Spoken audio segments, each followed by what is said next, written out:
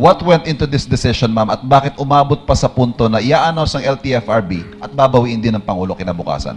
Naaral po ng Pangulo at binalanse mabuti ng Pangulo ang maaaring maging epekto nito. Ang basihan po natin sa pagsabing wala tayong oil crisis ay dahil may sapat tayong supply.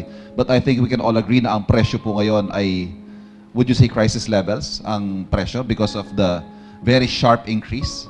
Ang sabi po kasi ni Secretary Sharon, may dalawang klase po ng crisis, sa supply at sa presyo.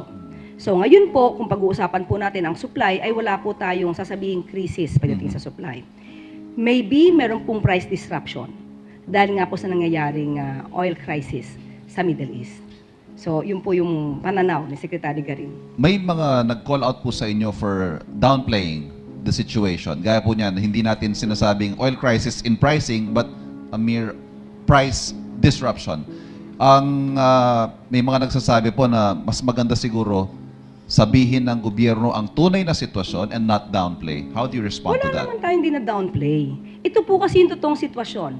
Nagsusumika po ang pamahalaan sa utos ng Pangulo na dapat hindi magkulang ang supply ng produktong petrolyo.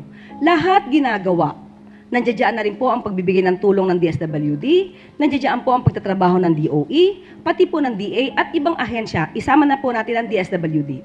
So in other words, ayaw po na maramdaman ng mga kababayan natin na may kulang tayo sa supply.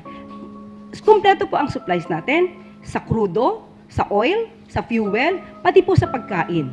So, siguro po kung ikukumpara sa ibang bansa, mas napagbibigyan po ng atensyon ng Pangulo na dapat na ang mga kababayan natin, kahit presyo po ay tumataas dahil nga po ito ay dulot ng sigalot sa Middle East, gusto niyang iparamdam ng Pangulo na kaya ng gobyerno, nandiyan ang gobyerno para sa taong bayan, at hindi po pababayaan ng Pangulo at ng gobyerno ang mga nararanasan natin.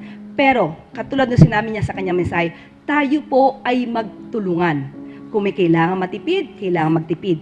Hindi po kasi natin mapapasubalian. We just cannot ignore the issue that there is really crisis in Middle East. At nagiging parte po tayo dito, kahit gustuhin, hindi man natin gustuhin, talaga pong maaapektuhan tayo. That's the reality. Yusek, speaking of prices, when does the President intend to use his emergency powers already granted to him by Congress to lower or suspend excise tax on petroleum products? Sa ating pong pagkakaalam ay hindi pa po yata na ibibigay. Sa aking pagkakaalam, ang update sa akin noong Sabado ay hinihintay po na maibigay sa Pangulo para mapirmahan. Sa akin pong huling pagkakaalam. Pero pag nandiyan na po yan, pipirmahan po agad ng Pangulo yan at lahat ng maaaring gawin at hindi lalabag sa batas at hindi lalabag mismo doon sa batas na sinusulong ngayon, patungkol sa emergency powers, gagawin po yan ng Pangulo. Sorry, with the indulgence of the group, last na lang po, ma'am. May mga nag-express po ng reservations or concerns about the sustainability and sufficiency of steps being taken so far, tulad po ng subsidies, cash subsidies. Ang Pangulo ho ba bumuuna ng, crisis committee, crisis management team para ho mag-isip ng iba pang pamamaraan should this drag on? Okay, bago pa po may nag-suggest na gumawa ng crisis committee, nag-utos na po ang Pangulo na maggawa officially ng crisis committee. So hintayin na lamang po natin ang dokumento i-finalize na po. Composed of whom? Pina-finalize pa lang po yung dokumento. So, hindi ko po mabibigay muna yung detalye, although I have a draft, pero saka na po natin kapag mo na finalize. Ang sinasabi po ninyo, if my understanding is correct, hindi pa lang niya nagagamit yung power because the bill is not yet with him, but once he accepts, he gets it, he will sign it immediately. Ganun Of po ba? course, opo. Bakit naman hindi po niya ipipirmahan? Siya po yung nagnais po nito.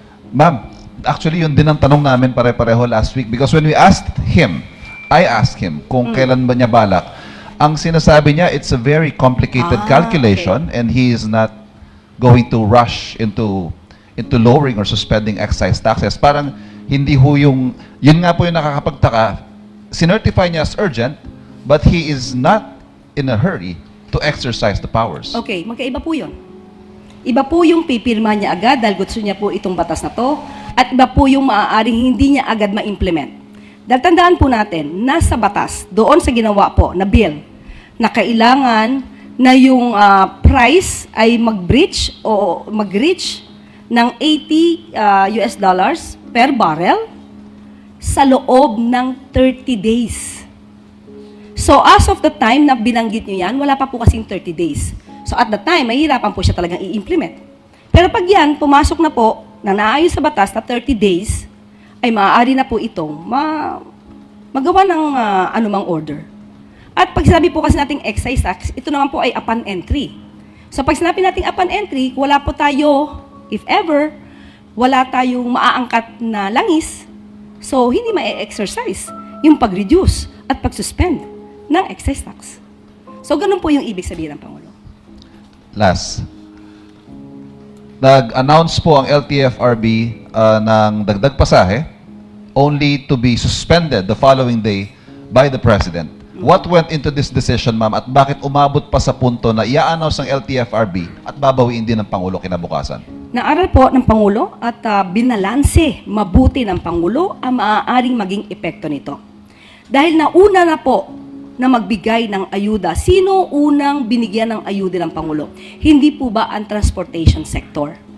Financial assistance, fuel subsidy, at susunod nga po ay maaaring pagbaba or pagbawas, pagsuspend ng excise tax. Nauna na pong tulungan ang transportation sector. So ngayon po, ang mga mananakay natin, wala naman po sila natatanggap na anumang fuel subsidy. So binabalanse lamang po ng Pangulo sa ngayon.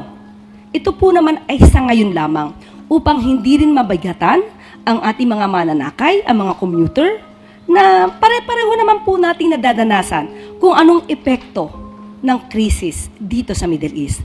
So yun lamang po at kailangan lamang po talagang balansihin ang pagtulong sa bawat Pilipino.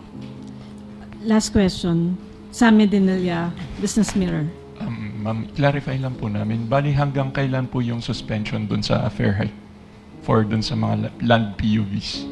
Sa ngayon, wala po tayong masasabi dahil aaralin pa po yan. Kapag ka po kinakailangan na po talaga na magtaas ng pamasahe at hindi masyado makakaapekto sa ating mga commuter at sa kabuuan ng ating mga kababayan, maaari naman po itong maging positibo dahil sabi nga po, especially bago po nangyari ito, hindi po ba nabanggit natin na patungkol po sa pagdagdag ng pamasahe sa mga jeepney drivers, yung dating binigay sa kanila na allowance ay sapat pa para sa paggastos or sa pagbili ng fuel at hindi sila malulugi. Nagkaroon lang po ngayon ng kakaibang sitwasyon.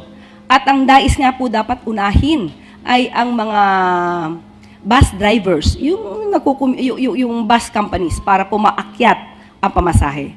Ang dating hiling lamang po ng mga tsuper sa jeepney ay matulungan silang masolusyonan yung mga kolorum.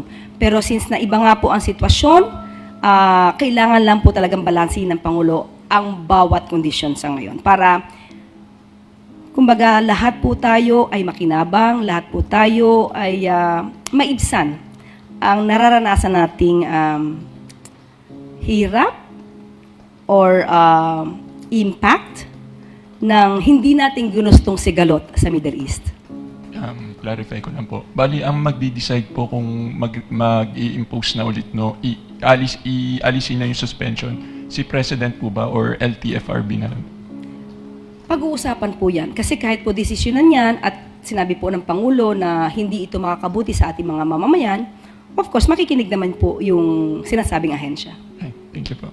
Maraming salamat. Malacanang press corps. Sa inyong mga tanong, balik sa iyo, Yusek Claire. Maraming salamat. Ang dating kalsada na ginawang bilaran ng palay, ngayon ay malaya ng nadaraanan ng mga motorista.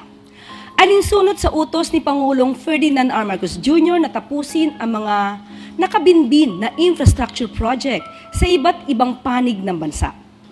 Binuksan na sa publiko ang Atlu-Bola Bypass Road sa Mabalacat, Pampanga matapos itong mabinbin ng 6 na taon.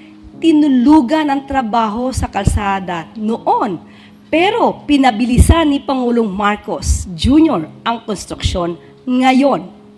Bilang pagsunod sa direktiba ng Pangulo, natapos ang kalsada sa loob lamang ng 2 buwan dahil sa double time na trabaho ng DPWH sa pangunguna ni Secretary Vince Dizon.